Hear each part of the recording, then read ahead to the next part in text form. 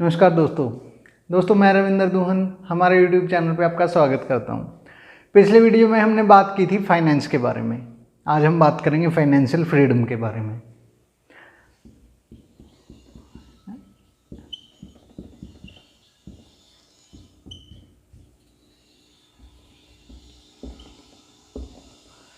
दोस्तों, financial freedom एक ऐसा वर्ड जो हम आज के मॉडर्न एरा में बहुत अर्ली स्टेज में लाइफ की सुन लेते हैं। अपनी ज़िंदगी की बहुत अर्ली स्टेज में हम इस वर्ड को सुन लेते हैं और फिर भागने लगते हैं इधर उधर बिना कुछ सोचे समझे कि नहीं, मेरे को पैसा कमाना है, पैसा कमाना है, पैसा कमाना है। ये अचीव करना बहुत आसान है अगर हम एक अच्छे अनुशासनिक अपने आप को अच्छे अनुशासन से रखें, अपने फाइनेंस को अच्छे से मैनेज करें। इसको पाना बहुत आसान हो जाएगा। कुछ आपको एक्टिविटीज़ ऐसी करनी होंगी जो कहीं भी आप सीख सकते हैं। आज के टाइम में यूट्यूब से सीख सकते हैं आप किसी वेबसाइट से सीख सकते हैं, ब्लॉग को पढ़ के सीख सकते हैं। तो मेनली आपको नॉलेज गेन करना होगा और वो अगर आप सेल्फ से गेन करते हैं, अपने आप से गेन करते हैं, तो वो आपको बहुत सस्ता पड़ेगा और आप अच्छे से समझ भी पाएंगे। अगर आप किसी कोर्स के पीछे भागेंगे या किसी यूनिवर्सिटी में जाएंगे तो आपका टाइम भी बहुत लग जाएगा और बेसिकली उनका समझाने का तरीका तो बहुत हाई लेवल का होता ही है, तो आपको ज़्यादा फ़ायदा तो उधर से होएगा ही। लेकिन उससे पहले अगर आप थोड़ा बहुत सीखना चाहते हैं तो आपको MBA करने की ज़रूरत नहीं है, कोई बड़ा कोर्स करने की ज़रूरत नहीं है, किसी बड़े इंस्टीट्यूशन में जाने की ज़रूरत नहीं है।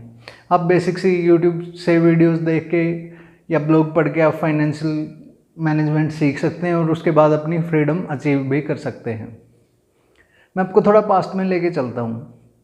याद कीजिए, जब आप छोटे बच्चे थे, कोई भी आपसे पूछता था कि बेटा क्या बनना चाहते हो, आपका एक जवाब होता था कि किसी का होता था मैं डॉक्टर बनना चाहता हूँ, कोई बोलता था मैं इंजीनियर बनना चाहता हूँ, कोई बोलता था नहीं मैं तो सिंगर बनना चाहता हूँ, कोई बोलता था मैं राइटर बनना चाहता हूँ, बला बला।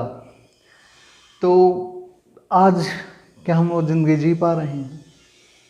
शायद हर कोई नहीं, शायद 1-2% लोग वहाँ तक पहुँच गए हों अपनी डेडिकेशन से, अपनी मेहनत से, लेकिन सभी तो नहीं पहुँच पाए। कारण हमें फाइनेंशियल एजुकेशन ही नहीं दी जाती।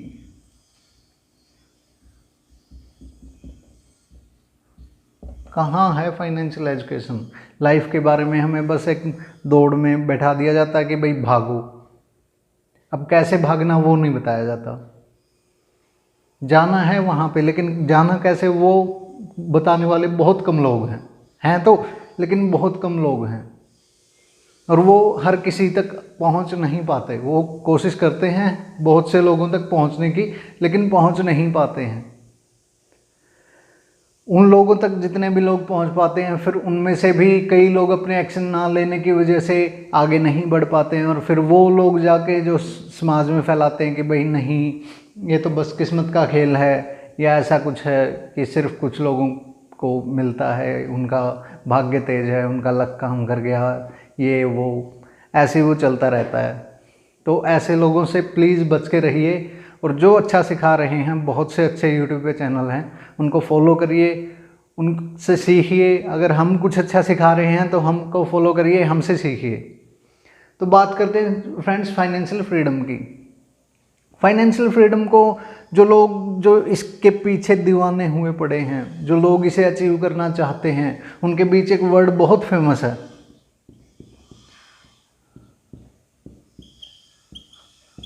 Fire.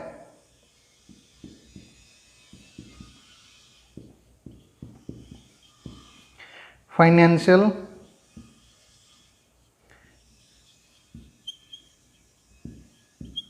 Independence and retire early. ये लोग चाहते हैं कि ये जल्दी फाइनेंशियली फ्री हों और जल्दी रिटायर हों। अब ऐसा कैसे संभव है? ऐसा तो सिर्फ एक तरीके से ही संभव है कि आप इतना पैसा जमा कर लें या इतना पैसा कमा लें कि आपको आपके ड्रीम होम, ड्रीम कार खरीदने के लिए पैसे को देखना ना पड़े कि भाई आपका बैंक बैलेंस कितना है, आपकी इन्वेस्टमेंट्स कितनी हैं, आपके एसेट से आपको कितना पैसा आ रहा है, वो ना देखना पड़े, तभी आप फाइनेंशियली फ्री हैं।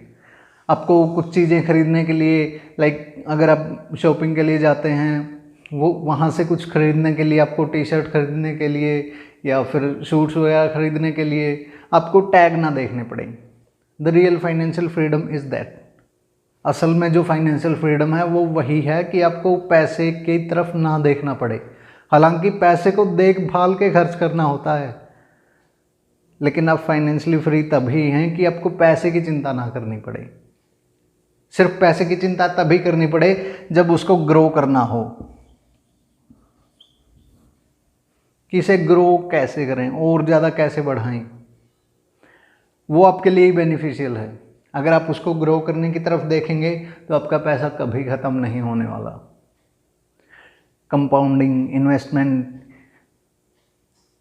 सेफ इन्वेस्टमेंट्स, स्मॉल केस, ये मतलब स्टॉक्स, बॉन्ड्स, ये ऐसी चीज़ें हैं जो आपके पैसे को ख़त्म नहीं होने देंगी। ये इतना रिटर्न आ जाता है इनसे कि आप अपने हर साल के खर्चे आसानी से मैनेज कर लेते हैं और आपकी जो मेन जो अमाउंट है वो भी नहीं ख़त्म होएगी। ठीक है, तो उसके लिए एक रूल बड़ा फेमस है, 4% रूल। अब 4% रूल 1994 में विलियम बेंजन ने दिया था इसको। इस पे काफ़ी रिसर्चेज हुई हैं और ये मंदी के दौर में भी, जब बहुत ज़्यादा मंदी रही है, उस दौर में भी ये रूल कामयाब रहा है। अब ये रूल कहता क्या है? The rule of 4%। ये रूल बोलता है कि भाई आपकी जितनी भी आज की इनकम है ना, आप जितना भी कमा, मान लीजिए आपने टारगेट लिया है 10 लाख रुपए का एनुअल खर्च करने का, 10 लाख, सॉरी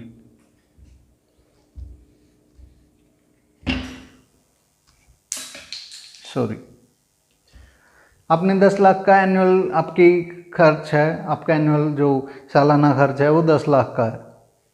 अब 10 लाख को ये रूल बोलता है कि आप इतने पैसे कमाइए कि ये आपकी जो मेन जो अमाउंट है, जितना आपने कमाया हुआ है, ये उसका सिर्फ 4% हो। Did you get it? ये सिर्फ 10 लाख रुपए आपके अमाउंट का 4% होना चाहिए एनुअली। अब इसके लिए आपको कितना कमाना पड़ेगा ये आप मेरे को कमेंट बॉक्स में लिख के बताएंगे। ठीक है, इसके लिए आपको इतना पैसा कमाना पड़ेगा जिससे आपकी 10 लाख एनुअल निकलते रहें, उसमें से प्लस 8% इसमें इंक्रीज होता रहे हर साल, क्योंकि इंडिया का इन्फ्लेशन रेट 8% के आसपास ही है, 7 से 8% के आसपास। तो उसमें इसको 8% और सालाना आपको ऐड करते जाना है। तो आपको इतनी पूंजी आपको कमानी पड़ेगी। मान लीजिए आपने 10 लाख को कम से कम 30 टाइम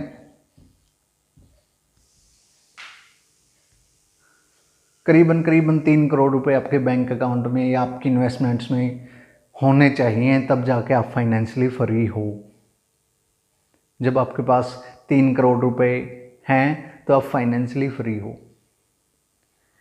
वैसे तो 25% होता है, लेकिन मैं 30% ले रहा हूँ क्योंकि 30 साल तो जिएंगे ही यार।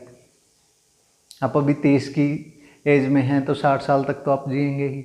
और आप नहीं चाहेंगे, कोई भी नहीं चाहेगा कि वो 60 साल तक लगातार बस गधों की तरह मेहनत करता रहे और आखिरी में जब वो रिटायरमेंट के दिन उसके आए, जब उसका रिटायरमेंट का टाइम आए, तब उसके पास सिर्फ कुछ चीज़ों को, कुछ शौक अपने पूरे करने के लिए ही पैसा बचे। कोई नहीं चाहेगा।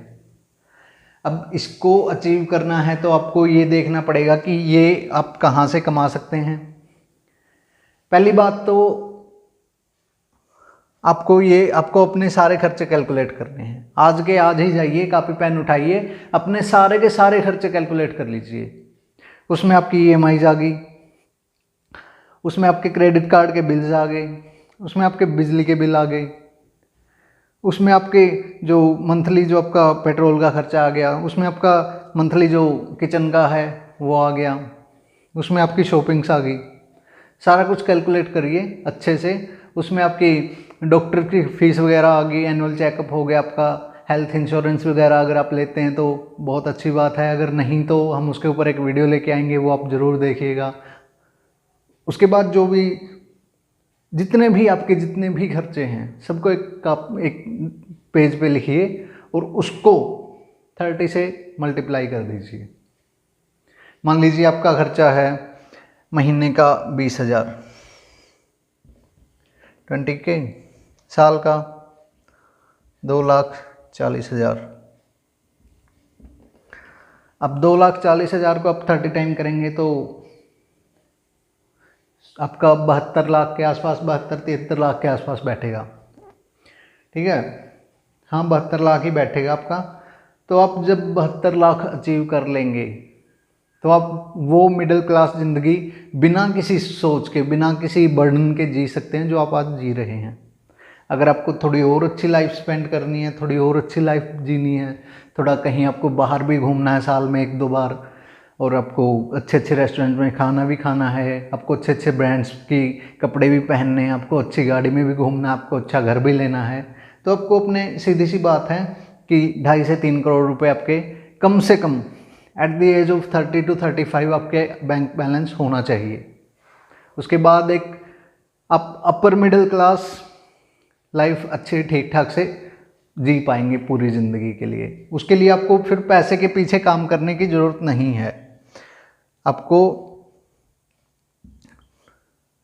इस सैलरी के पीछे आपको काम करने की ज़रूरत नहीं है, जो आपसे सिर्फ इसलिए काम करवाती है कि ताकि आपके बिल भर सकें, ताकि आपकी थोड़ी बहुत जो 1-2 आपकी मनपसंद चीज़ें हैं वो आप खरीद सकें, जबकि वो काम आपको पसंद भी नहीं है, वो काम करना आपको बिल्कुल भी अच्छा नहीं लगता, लेकिन आप सिर्फ इसलिए किए जा रहे हैं क्योंकि वहाँ से आपको पैसा आ रहा है, आपकी थाली में आपके खाना आ रहा है वहाँ से। तो फ्रेंड्स, फाइनेंशियल फ्रीडम अचीव करना कोई बहुत बड़ी बात नहीं है।